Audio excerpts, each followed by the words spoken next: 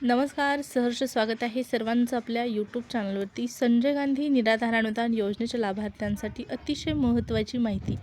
मार्च हप्ता वाटप या संदर्भात महत्त्वाचा निर्णय आपण या व्हिडिओच्या माध्यमातून जाणून घेणार आहोत। त्यामुळे ही व्हिडिओ महत्त्वाची आहे, शेवटपर्यंत पाहणं गरजेचंच आहे। सोबतच एक सूचना, चॅनलवर जर नवीन आला असाल, पहिल्यांदा आपला व्हिडिओ पाहत असाल तर चॅनलला सबस्क्राईब करून ठेवा, जेणेकरून या योजनेच्या सर्व अपडेट तुम्हाला वेळेवर मिळत राहतील। चला तर मग सुरुवात करूया व्हिडिओला आणि जाणून घेऊया मार्च हप्ता वाटप संदर्भात महत्त्वपूर्ण माहिती।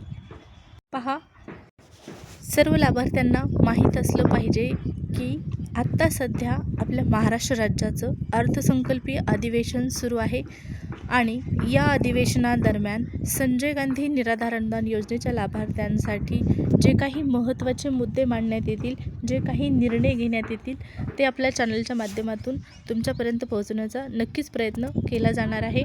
पहा, संजय गांधी निराधार अनुदान योजनेचा मार्च हप्ता वाटप कधी होणार आहे?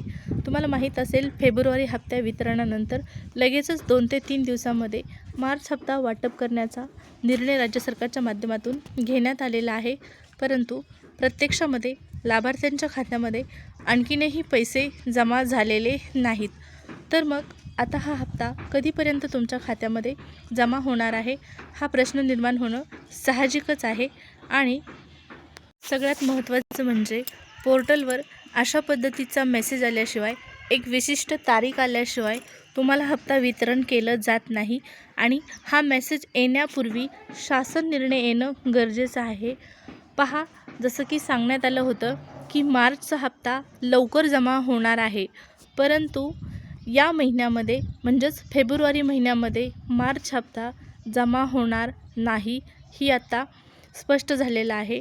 याचं कारण म्हणजे आत्ता सध्या अधिवेशन सुरू आहे आणि अधिवेशन झाल्याच्या नंतरच आता लाभार्थ्यांच्या खात्यामध्ये पैसे जमा केले जाऊ शकतात।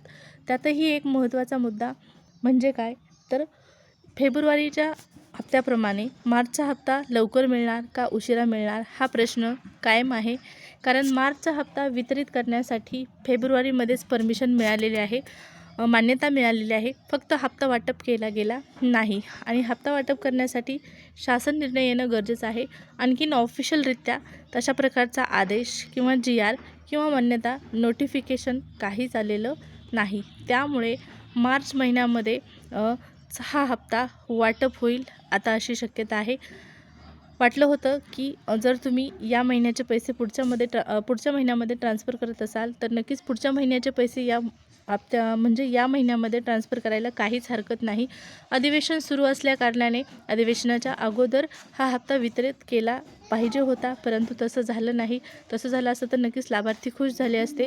आता होळीच्या मुहूर्तावर हे पैसे तुमच्या खात्यामध्ये दिले जाण्याची शक्यता आहे। याचाच अर्थ काय आहे, तर मार्चचा जो हप्ता आहे तो 1 ते 3 मार्च दरम्यान वितरित केला जाऊ शकतो, ना की हा हप्ता अर्थसंकल्पाच्या अगोदर, अधिवेशनाच्या अगोदर जमा केला जाईल।